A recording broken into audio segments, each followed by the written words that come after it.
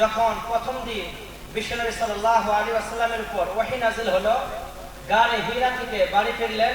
হযরতে খাদিজা রাদিয়াল্লাহু তাআলা আনহাকে বললেন, হযরতে খাদিজা রাদিয়াল্লাহু তাআলা আনহাকে বললেন, ও খাদিজা, লাকাদ খাশিতু আলা নাফসি, মনে হয় আমি শেষ, আমি বাঁচবো না, আমি অপমানিত হব। হযরতে খাদিজা রাদিয়াল্লাহু তাআলা আনহা বললেন, না নবী, কাল্লা, কখনোই না, ওয়াল্লাহি, আল্লাহর কসম, লা ইয়াহজিনুকাল্লাহু আবাদা, আল্লাহ আপনাকে কখনোই অপমানিত করবেন না। কারণ আপনার ভিতরে এমন 5টা গুণ আছে, যে 5টা গুণ থাকার পরে আল্লাহ আপনাকে অপমানিত করবেন, এটা আমি বিশ্বাস করি না। হে নবী, আপনাকে আল্লাহ কখনোই অপমানিত করবেন না, কারণ ইন্নাকা লাতাসিলুর রাহিমা, আপনি আত্মীয়তার সম্পর্ক বজায় রাখেন, আপনি আত্মীয় স্বজনের পাশে দাঁড়ান।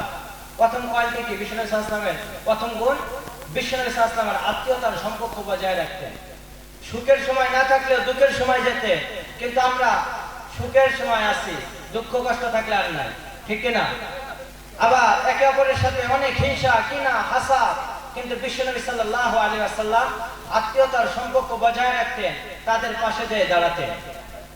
হে নবী, হে আপনি আত্মীয়তার সম্পর্ক বজায় রাখেন। ওয়া তাহমিলুল কাল্লা, এবং অক্ষমতাদের দায়িত্ব বহন করেন। যারা নিজে পারে না তাদের সাহায্য করেন, তাদের হেল্প করেন। আমরা যারা পারে না তাদেরকে আরো ডাবিয়ে দেই। বিশ্বনবী সাল্লাল্লাহু আলাইহি ওয়াসাল্লাম কেউ নিজে না পারলে ওর মাথার দোষটা নিজের মাথায় নিতে, নিচে থাকলে উঠিয়ে মাথায় দিতে।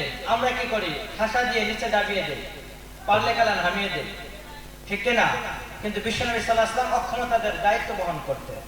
ওয়া তাকসিবুল মা'দুম, নিঃস্বদের উপার্জনের ব্যবস্থা করেন।